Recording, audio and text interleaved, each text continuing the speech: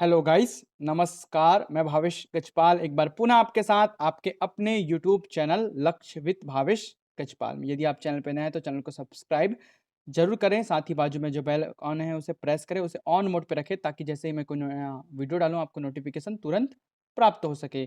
इसके अलावा आप मेरे टेलीग्राम चैनल में लक्ष्य विद भावेश गजपाल सर्च करके जुड़ सकते हैं। आज का हमारा टॉपिक है मैथमेटिक्स का ट्रेन। तो ट्रेन के प्रश्नों को आज हम करने वाले हैं। ये मैं 2 पार्ट में वीडियो बनाऊंगा। जितने भी वैरायटी के ट्रेन के प्रश्न आते हैं सबको बारी-बारी से आज कवर कराने वाला हूं। वीडियो में अंत तक बने रहें। यदि वीडियो पसंद आता है वीडियो को लाइक जरूर करें। चलिए बढ़ते हैं पहले क्वेश्चन की ओर।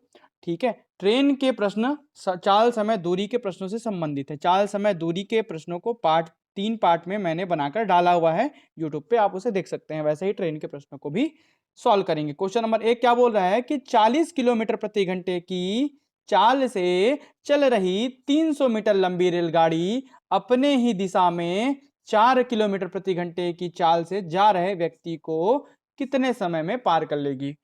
मेरा फंडा क्या है, एक यूनिट अगर मैं कोई पढ़ाता हूं तो एक ही तरीके का फॉर्मूला यूज करता हूं। कोई शॉर्टकट ट्रिक आपको यूज करने की जरूरत नहीं है। कहीं पर भी अगर जरूरत पड़ता है तो वहां पर जरूर मैं बताऊंगा। इससे क्या होगा कि अगर 100 वैरायटी के प्रश्न भी आएंगे या 10-20 जितने भी वैरायटी के प्रश्न आएंगे उससे आपको कंफ्यूजन नहीं रहेगा, क्योंकि आपको फंडा एक ही पता है। तो कहने का मतलब ये है कि जितने कम फंडे आप रखेंगे उतना कम आपके पास डाउट होगा। एक फंडा अपनाइए एक यूनिट के लिए। चलिए चालू करते हैं सबसे पहले तो ट्रेन के प्रश्नों को, है ना। तो इसमें क्या दिया है, 40 किलोमीटर प्रति घंटे की चाल दी है आपको रेलगाड़ी की। 300 मीटर की लंबी रेलगाड़ी है और 40 किलोमीटर प्रति घंटे की चाल से जा रहे व्यक्ति को वो कितने समय में पार कर लेगा। सपोज ये कोई व्यक्ति है, ठीक है, जिसको वो ट्रेन पार कर ली है। तो ट्रेन जब पार करेगा तो कुछ इस कंडीशन में पार करेगा। ये ट्रेन का फ्रंट साइड है, ये ट्रेन का एंड है, ठीक है।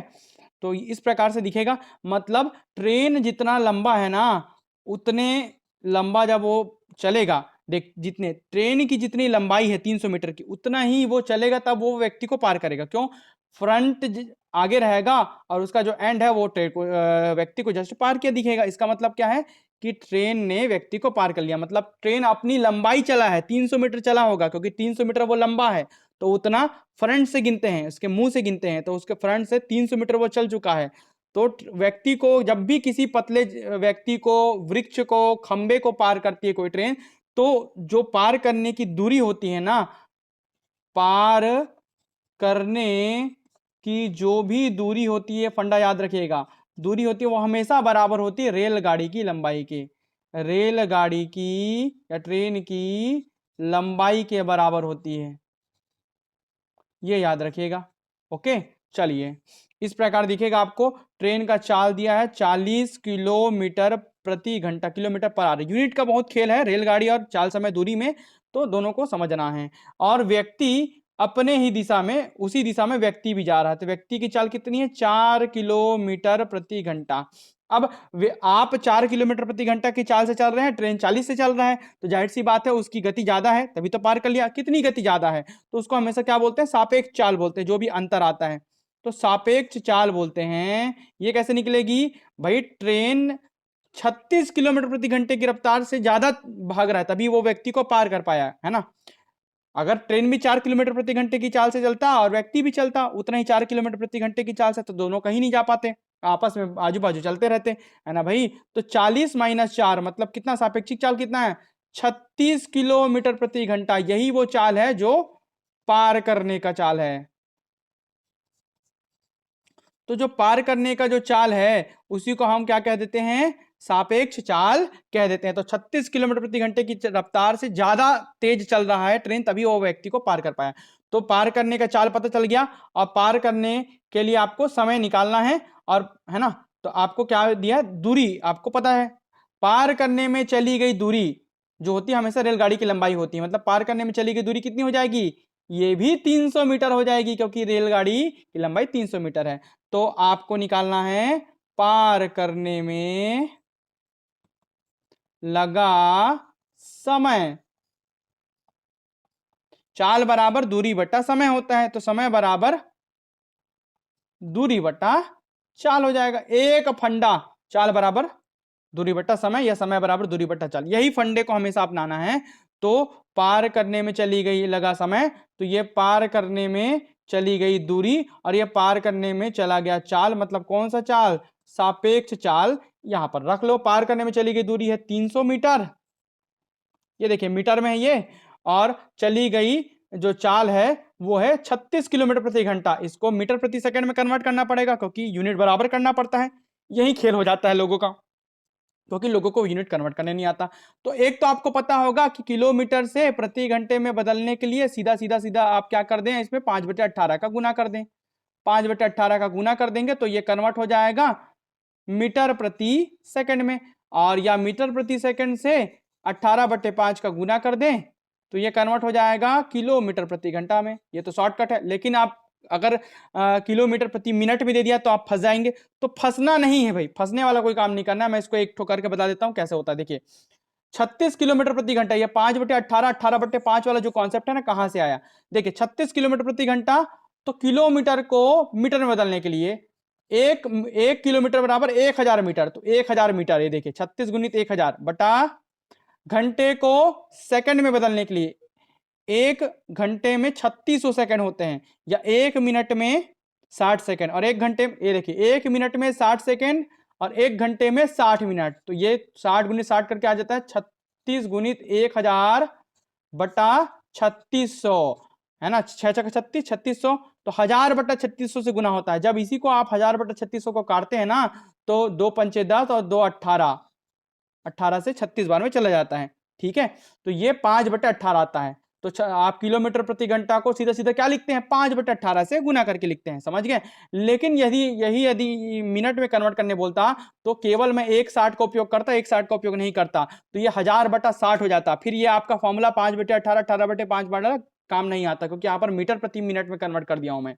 1/60 का गुना कर, 1/60 का भाग देकर, गुना मतलब नीचे में गुना करना, ठीक है, वास्तव में वो भाग है। तो 1/60 का भाग देकर मैं क्या कर रहा हूं, मिनट में कन्वर्ट कर रहा हूं, 2/60 का भाग देकर मैं, ठीक है, सेकंड में कन्वर्ट कर रहा हूं, समझ गए। तो ये सीधा सीधा आप क्या करते हैं, इसी को शॉर्टकट अपना लेते हैं। तो शॉर्टकट कई जगह काम नहीं आएगा, मैं बता देता हूं। तो शॉर्टकट अपनाने के लिए आप क्या करेंगे, 36 गुणित 5/18, 18 एकम, 18 दूनी 36, 5 दूनी 10, 10 मीटर प्रति सेकंड ये आ गया। अब रख लो यहाँ पर चाल को 10 मीटर प्रति सेकंड, और दूरी किस में है, दूरी भी किस में दिया है, मीटर में दिया है। अब तो यूनिट बराबर हो गया, तो यहां पर से समय निकल जाएगा सेकंड में, ठीक है, कितना भाई, 30 सेकंड। तो 30 सेकंड में वो रेलगाड़ी उस व्यक्ति को पार कर लेगा, ये इसका आंसर है। पहला क्वेश्चन है, इसलिए थोड़ा डीप करके डिटेल में सभी टॉपिक को बता रहा हूं, ऐसे तो एक लाइन में ये सॉल्व हो जाएगा। समय बराबर दूरी बटा चाल लिखना है। दूरी जो ट्रेन की लंबाई के बराबर, यदि खंबा, व्यक्ति और पेड़ को पार करता है कोई ट्रेन, तब की बात है, ठीक है। यदि कोई पुल को पार करता है तो पुल की लंबाई को वहां पर कंसीडर किया जाता है, मतलब जोड़ा जाता है, ठीक है। आगे बताऊंगा। चाल हमेशा सापेक्ष चाल लेते हैं। यदि कोई चीज एक ही दिशा में जा रही है तो चालों को आप क्या करेंगे, चालों को आप घटाते हैं, घटाकर सापेक्ष चाल निकालते हैं। यदि कोई चीज विपरीत दिशा में जा रही है, चाहे विपरीत दिशा में जा रही हो या विपरीत दिशा से की ओर आ रही हो, अपोजिट डायरेक्शन वाले के लिए चालों को जोड़ते हैं। आप क्या करते हैं, जोड़ते हैं, ये फंडा है, ये सब आगे काम आएगा। देखिए चलिए आगे बढ़ते हैं क्वेश्चन नंबर 2 की ओर। तो क्या बोल रहा है, एक रेलगाड़ी 150 मीटर लंबी है, 54 किलोमीटर प्रति घंटा की चाल से चल रही है, अपने विपरीत दिशा में 6 किलोमीटर प्रति घंटा की चाल से चल रहे यात्री को कितने समय में पार कर लेगा। मतलब विपरीत दिशा में चल रहा है यात्री, ठीक है।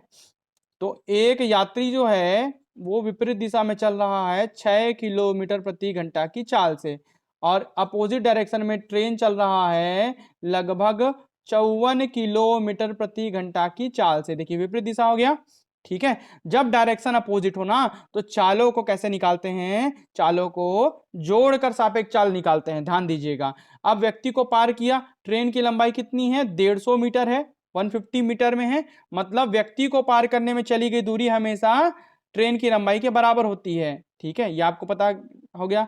तो चली गई दूरी अगर कभी भी आपको निकालना है किसको, पार करने में, तो पार करने में चली गई दूरी हमेशा किसके बराबर होती है, ट्रेन की या रेलगाड़ी की लंबाई के बराबर होती है, लंबाई के बराबर होती है, ठीक है, ये हमेशा पता है। तो चली गई दूरी कितना निकल गया, 150 मीटर निकल गया, है ना। अब आपको यहां पर सापेक्ष चाल निकाल लीजिए।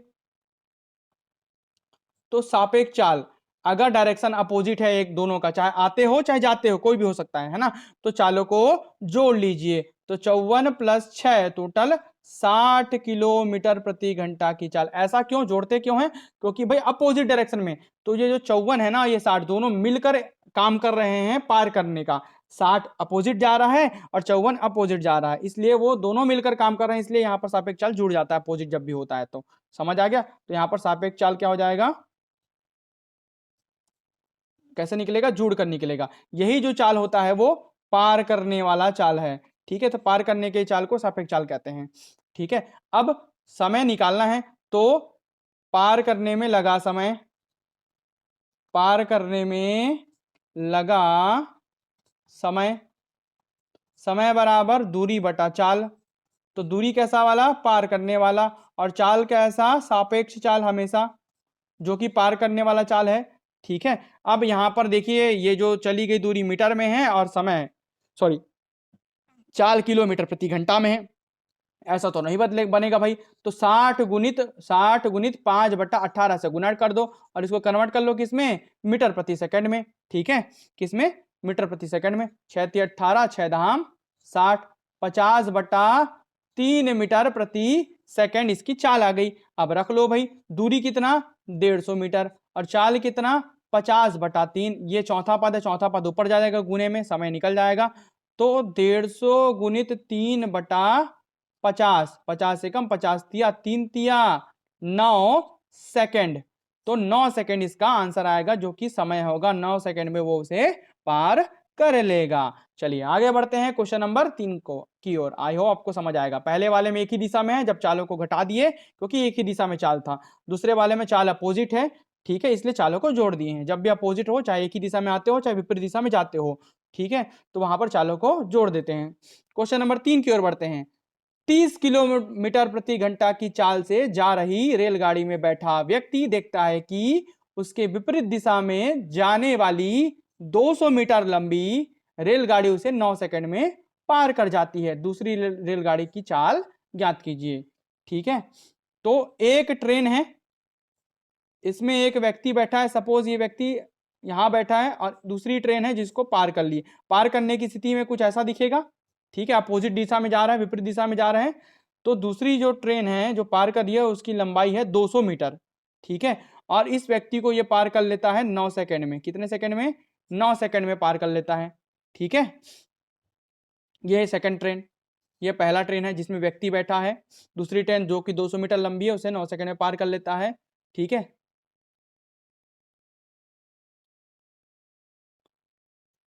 200 मीटर लंबी रेलगाड़ी है ना। तो ये जो दूसरी जो पहले वो ट्रेन की चाल है वो 30 किलोमीटर प्रति घंटा है, और दूसरे की चाल नहीं पता है, तो दूसरे की चाल हम मान लेते हैं x किलोमीटर प्रति घंटा है। किलोमीटर प्रति घंटा मतलब चाल है भाई, चाल नंबर सेकंड। पहले का पता था 30 किलोमीटर प्रति घंटा है ना, ट्रेन जा रहा है मतलब व्यक्ति की चाल भी वही होगी 30 किलोमीटर प्रति घंटा। दूसरे की हमने x मान लिया, 9 सेकंड में पार कर लेते हैं। अब विपरीत दिशा में जा रहे हैं। अब विपरीत दिशा में हमेशा से कैसे निकलता है? जब भी विपरीत दिशा में जाते हैं, पार करने के लिए जो चाल लगती है उसे बोलते हैं सापेक्ष चाल। क्या बोलते हैं? सापेक्ष चाल। इसी को क्या बोलते हैं? पार करने का चाल। तो सापेक्ष चाल जब भी विपरीत दिशा में है तो कैसे निकालते हैं? चालों को जोड़कर निकालते हैं। तो कुल चाल क्या आ जाएगा? 30 + x किलोमीटर प्रति घंटा, ये कुल चाल आ जाएगा सापेक्ष चाल किलोमीटर प्रति घंटे में। ओके, अब समय कितना लगा है यहां पर? समय लगा है यहां पर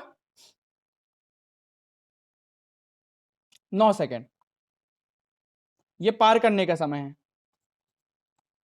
है ना। और पार कर लेगा जब व्यक्ति, मान लो इस ट्रेन में ये व्यक्ति जो बैठा है वो लास्ट में कहीं पर बैठा है, तो व्यक्ति है ना, खंबा और पेड़ को जब भी कोई ट्रेन पार करता है तो ट्रेन की जितनी लंबाई होती है ना वही पार करने की दूरी होती है, बताया था।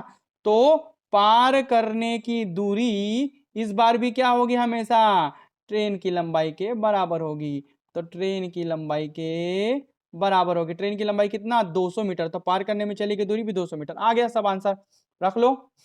चाल बराबर दूरी बटा समय।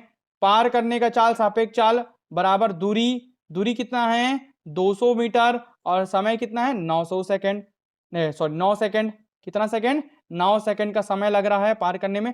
तो चाल बराबर दूरी बटा समय। पार करने का चाल, पार करने की दूरी, पार करने में लगा समय, लिख दिया।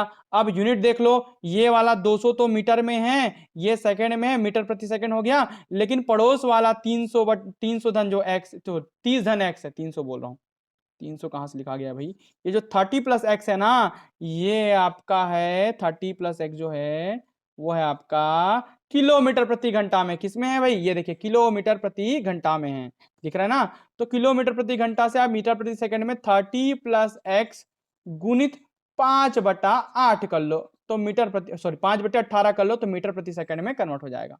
5/18 करोगे तो मीटर प्रति सेकंड में कन्वर्ट हो जाएगा। तो ये लिखाएगा 30 धन एक्स चाल बराबर गुणित 5/18। अब ये भी आ गया मीटर प्रति सेकंड में, और पड़ोस वाला भी किसमें है, मीटर और प्रति सेकंड में आ गया ना, दोनों बराबर। बस अब गुना तिर्यक गुना करना है, क्रॉस मल्टीप्लाई करना है और आ जाएगा आंसर। तो 5 तिया 15, अंदर गुना कर लो, 5 तिया 15 मतलब 150 धन 5x बराबर 18 का गुना 200 से हो जाएगा, 200 गुणित 18/9, 9 एकम 9 दूनी 18, ठीक है। तो ये हो जाएगा 150 धन 5x बराबर 200 गुणित 2 बराबर 400। यहां से अब हम देखते हैं 5x हो जाएगा, ये हो जाएगा 400 माइनस 150, मतलब ये हो जाएगा 250, और ये हो जाएगा 5x। तो x की वैल्यू हो जाएगी 250/5, मतलब कितना, 50 किलोमीटर प्रति घंटा, ये आपका आंसर होगा, क्योंकि x को आपने किलोमीटर प्रति घंटा में माना है। तो आपको दूसरी जो रेलगाड़ी है उसकी चाल मिल गई 50 किलोमीटर प्रति घंटा, आंसर है, ठीक है। चलिए, वही फॉर्मूला यूज किए, मैं बताया हूं जितने भी वैरायटी के क्वेश्चन, सब अलग अलग वैरायटी के प्रश्न है, सभी एक ही फंडे से बन रहे हैं। क्वेश्चन नंबर 4 को देखते हैं। 270 मीटर लंबी रेलगाड़ी 30 मीटर प्रति सेकंड की चाल से चल रही है, वह 180 मीटर लंबे पुल को कितने समय में पार कर लेगी। ये 180 मीटर लंबा पुल है, इसको रेलगाड़ी ने पार कर लिया, क्योंकि रेलगाड़ी इधर जा रही है। इस रेलगाड़ी की चाल है 30 मीटर प्रति सेकंड, ठीक है, और रेलगाड़ी की लंबाई है 270 मीटर, ठीक है। अब चूंकि ये जो पुल है ना, इस पुल की खुद की लंबाई है या खुद की चौड़ाई है कह सकते हैं, है ना, जबकि पेड़ या व्यक्ति या खंबा इनकी ज्यादा थिकनेस नहीं होती, इसलिए इसको निग्लेक्ट करके मानते हैं, इनकी चौड़ाइयों को नहीं मानते। इस कंडीशन में जो ट्रेन जो पार करेगा ना, वो कितनी दूरी पार करेगा, ट्रेन पहले तो 180 मीटर चलेगा, प्लस अपना खुद का लंबाई चलेगा 270 मीटर, तब ये इसे पार कर पाएगा। समझ पा रहे हैं, मतलब 180 मीटर तो पुल को पार करेगा, साथ ही इसका जब मुंडी ना आगे होगा और इसका जो एंड है वो पुल के फ्रंट में होगा, तब हम कहेंगे पार कर लिया। मतलब सर से ले इसका जो मुंडी यहां से लेकर यहां तक जो गया है वो कितना गया, 270 मीटर, मतलब उसने अपनी खुद की लंबाई भी तो चली है पार करने के लिए। तो कुल पार करने में दूरी, तो पार करने की कुल दूरी कितना हो गई, 270 प्लस 180, ठीक है। तो 270 और 180 कितना हो गया, आपका हो गया 420 हो गया मीटर में, ठीक है। 270 और 180 कितना हो गया भाई, 400, सॉरी 450 हो गया, 420 बोल रहा हूं, कितना हो गया 450, 450 मीटर हो गया टोटल।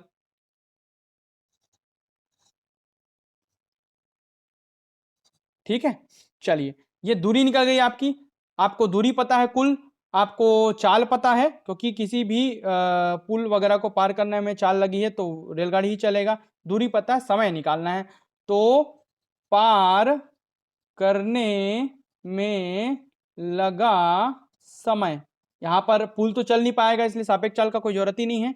तो समय बराबर दूरी बटा पार करने में चली गई दूरी, और पार करने में चला गया चाल, चली गई दूरी है 450 मीटर, और चाल भी दिया है मीटर प्रति सेकंड में, तो यूनिट कन्वर्ट करने की आवश्यकता है ही नहीं, ठीक है। 3 एकम 3, 3 पंचे 15, कितना सेकंड, 15 सेकंड में ये इसको पार कर लेगा, ये इसका आंसर होगा समय। देखिए कितना आसान है भाई, ठीक है। चलिए बढ़ते हैं आगे, क्वेश्चन नंबर 5 की ओर, अंतिम क्वेश्चन की ओर। एक रेलगाड़ी 50 मीटर लंबे प्लेटफॉर्म को 14 सेकंड में तथा प्लेटफॉर्म पर खड़े व्यक्ति को 10 सेकंड में पार कर जाती है, रेलगाड़ी की चाल ज्ञात कीजिए। यहाँ पर दो चीजें दिया है, अब प्लेटफॉर्म भी है, उसमें एक व्यक्ति भी खड़ा है, प्लेटफॉर्म को तो 14 सेकंड में पार करता है, लेकिन जो प्लेटफॉर्म पर खड़े व्यक्ति है उसको 10 सेकंड में पार करता है कोई ट्रेन। ये ट्रेन बना दिया मैं, ये इधर चल रहा है, पार कर दिया इसको, और 50 मीटर लंबा प्लेटफॉर्म का लंबाई है 50 मीटर। ठीक है, रेलगाड़ी की चाल ज्ञात करना है। मान लेते हैं रेलगाड़ी की लंबाई है y मीटर और रेलगाड़ी की चाल है x किलोमीटर प्रति घंटा क्यों मानूंगा, मीटर प्रति सेकंड मानता हूं ना, क्योंकि सब तो मीटर प्रति सेकंड में दिया है। तो x मीटर प्रति सेकंड, y मीटर माना तो इसको मीटर प्रति सेकंड मान लेता हूं, क्योंकि सभी यूनिट तो मीटर प्रति सेकंड में दिख रहा है। ठीक है, तो माना रेलगाड़ी की जो चाल है वो है x मीटर प्रति सेकंड, और रेलगाड़ी जो की लंबाई जो है वास्तव में चली गई दूरी किसके बराबर है, लंबाई के बराबर। तो लंबाई है y मीटर, है ना। अब देख लेते हैं, माना पहले पुल को पार कर, पहले कंडीशन में माना क्या, रेलगाड़ी पार कर रहे हैं, है ना। तो रेलगाड़ी पुल को पार कर रहा है, देखिए, तो पुल को जब पार कर रहा है ना, तो उस कंडीशन में वो दोनों दूरी चलेगा, कितना चलेगा टोटल, तो दूरी जो हो जाएगी पुल को पार करने के लिए वो 50 मीटर प्लस y मीटर। एक तो पुल की लंबाई भी चलेगा, साथ ही साथ क्या चलेगा, अपनी खुद की लंबाई, ट्रेन की लंबाई भी चलेगा, और लगा जो समय है वो है 14 सेकंड का समय। ओके, आपको क्या मिल जाएगा, यहां से आपको एक इक्वेशन मिल जाएगा। ठीक है, तो दूरी बराबर चाल गुणित समय का।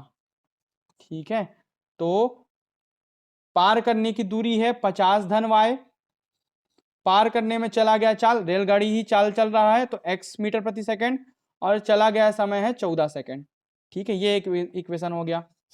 ठीक है, अब हम आते हैं इक्वेशन दूसरा कंडीशन, जब वो व्यक्ति को पार करेगा, व्यक्ति को भी तो पार करा है, तो व्यक्ति को जब पार करेगा तो व्यक्ति को पार करने में चली गई दूरी, इस कंडीशन में दूरी क्या होगी, व्यक्ति, खंबा और पेड़ को जब भी कोई ट्रेन पार करता है तो केवल स्वयं अपनी लंबाई चलता है, तो चली गई जो दूरी है वो ट्रेन की लंबाई के बराबर होती है, उसको, क्योंकि उसका कोई थिकनेस नहीं है व्यक्ति का, इसलिए ट्रेन की लंबाई के बराबर चली गई दूरी, ट्रेन की लंबाई क्या है, y मीटर है, तो चली गई दूरी यहाँ पर y मीटर निकल गया, चलने पार करने में लगा समय जो हो गया 10 सेकंड आपको दिया गया है व्यक्ति को पार करने में, है ना।